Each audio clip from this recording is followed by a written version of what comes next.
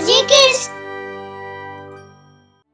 गणेश मूषिक भोजन कर सारिबा परे जह्न राति रे गणेश मूषिक को कहंती, मूषिक मातांको हाथ तियारी स्वादिष्ट भोजन करी बड़ आनंद मिलिला।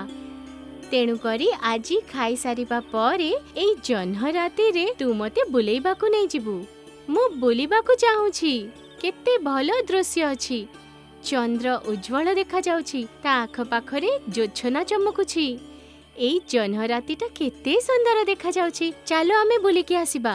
जेमिति तुमर आज्ञा गणेश महाराज। आस बस तुम वाहन पिठी रे। एई मूषिक तुमको बुलाई आनिबा पई प्रस्तुत अछि। गणेश मूषिकर पिठी उपरे बसी पड़ती आ मूषिक दौड़ाकू आरंभ करे। बड़ आनंद मिलुछि।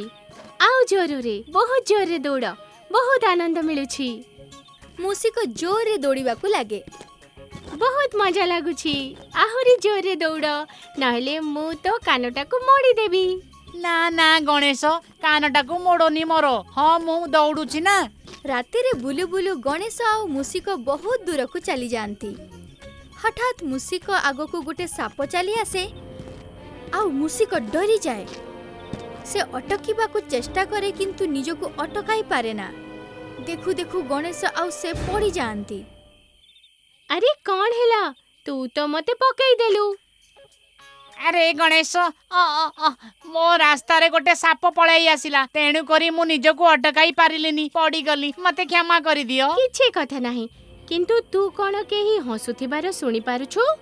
हाँ हाँ गणेश लागुछि आमे पड़ी जाइथिबा देखि केही आम ऊपर जोरे हसुछि। किंतु मते तो किछि भी देखा जाउनी। केवल स्वरटा सुबुछि। किए हसुछ? किए मते थट्टा करूछ? साहस थिले सामना को आस। अरे गणेश ऊपर को तो देख। आकाश रे सेई चंद्र जहार अल्प समय आगरु प्रशंसा करुथिलो सेही तुम ऊपर हसुछि प्रभु। चंद्र को हसुथिबार देखि शिशु गणेश को राग हैला। किंतु शांतिपूर्वक से चंद्र को बुझाइले। हे चंद्र तुमे मो ऊपर हसुछ। एमिति काहा ऊपर हसिबा ठीक नुहे। तुमे तुम हस को रोकी दियो। मु निज हस को रोकी पारिबिनी कारण एते जोर रे तुमे दुहे पड़ीछ। तुमको निज हस को रोकिबा को पड़िबो नहेले ठीक हेबनी।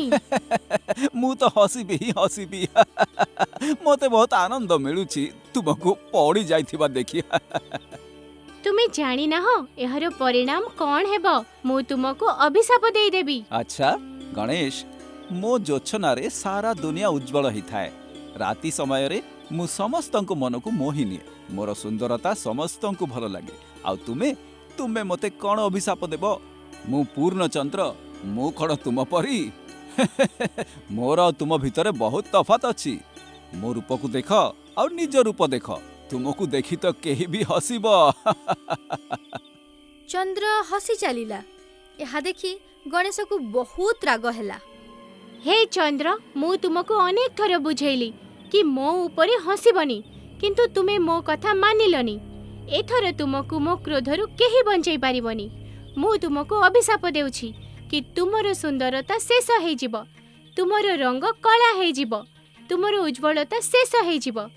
जे भी तुमरो ए कला रूप देखिबो तार खराब दिन चलिबो। ता जीवन रे अंधार छाई जिवो। आ समस्ते तुमको गाली करिवे। किछि भी भलो हेबनी। एमिति अभिशाप मु तुमको देउछि। गणेश द्वारा एमिति अभिशाप देबा क्षणी चंद्र संपूर्ण भावे कला हो जाए। चंद्रर सबुआड़े कला दाग लगी जाए। राति भी कला हो जाए। अमावास्या हो जाए। चंद्र निजको निजे देखी कहे, अरे ये कौन? मु तो संपूर्ण भावे कला हो गली। मोर सबु सुंदरता शेष हो गला। मोर सबु उज्ज्वलता के जाने कुआड़े चली गला। मु सतरे अभिशप्त हो गली। गणेश द्वारा दिया जाइथिबो अभिशाप मोर सुंदरता को नष्ट कर देबो। ए मो द्वारा कण हो गला। मु गणेश को थट्टा कली। मते एमिति करिबा कथा नथिला। चंद्र शिशु गणेश को कहे, हे गणेश मो द्वारा भूल हो गला। मते तुम ऊपर हसीबार नथिला। तुमे मते बुझाइबा परे भी मु तुम ऊपर हसी चलिली। मते क्षमा कर दियो। मते मो रूप फेराई दियो। मु तुमरो कौनसी कथा सुनिबिनी। तुमे कौन मो कथा सुनिथिलो? एथर तुमको मो अभिशापरु केही बंचाई पारिबनी। तुमे जीवन सारा एमिति कला रहिबो। केबे भी तुमर उज्ज्वलता छाइबनी, केही भी तुमर सुंदरतार प्रशंसा करिबनी, तुमर चमक केबे भी फेरिबनी। ना ना गणेश, मते क्षमा कर दियो। मो द्वारा भूल हो गला। मते मो सुंदरता को नहीं गर्व थिला। मते मो सुंदरता पाई अहंकार ही जाइथिला। दया करी मते मोर रूप फेराई दियो। छाड़ी दियो ना गणेश, क्षमा कर दियो तांकू। तुमर अभिशाप तुमे फेराई नियो। मो भी तो जणे राक्षस थिली, मते भी मो शक्ति को नहीं गर्व हो जाइथिला। तुमे मते क्षमा करिदेलो। आउ मु तुमर सेवा करूची। आज मु तुमर बाहन हेई तुमर सेबारे लागिची।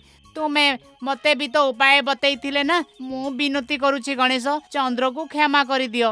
ताकू कौनसी गुटे उपाय तो बतै दियो गणेश। जदि चंद्रर जोछना नथिबो ताहाले राति रे पृथ्वी ऊपर को आलुओ कोउठु आसीबो। सारा जगत रे अंधार छाई जिवो, काहाकू किछि देखा जिवनी। तांको आलुओ तो राति बेले आवश्यक ना। जदि चंद्र एमिति कला रहिले ताहाले पृथ्वी ऊपर आलुओ केमिति हबो राति बेले। मूषिक, जदि तुमे कहूछ ताहेले मु तांको क्षमा करिदेबी, किंतु ए अभिशाप संपूर्ण भावे शेष हेबनी। मु मो अभिशाप तो फेरई नहीं पारिबिनी, किंतु तांको उपाय निश्चय बतई पारिबी। सुन चंद्र, मु तुमको उपाय देउछि कि आजिठू तुमर ए रूप धीरे धीरे बदली जाउथबो। तुमे धीरे धीरे कला हे जिवो, पुणी तुमे धीरे धीरे निज रूप रे फेरी आसीबो। एई चक्र आजन्म चालू रहिबो। एया ही तुमर उपाय। तुमर कला रूप देखी जार भी खराब दिन आसीथिबो, सीए मो जन्मदिन रे जे भी तुमको देखिबो तार खराब समय तो आसीबो, किंतु ता पर दिन तुमर दर्शन करी सेटा चली जिवो भल दिनर। तथास्तु। सेई दिन परे अमावास्या आउ पूर्णिमा परे चंद्रर रूप धीरे धीरे बदली गला। केबे से संपूर्ण भावे कला हेई जाए तो केबे से संपूर्ण भावे उज्जवल हेई जाए। तार आकार भी बड़ आउ छोट हेई जाय थाए। एई कहानी रो आमको एई शिक्षा मिले कि सुंदरतार गर्व दिने स्वयं सुंदरता को बिगाड़ी दिए। जदि तुमे सुगंध ताहेले अन्य मानंकु महकाई सुख दियो, तांकु थट्टा करे दुखी करिबा नुहे।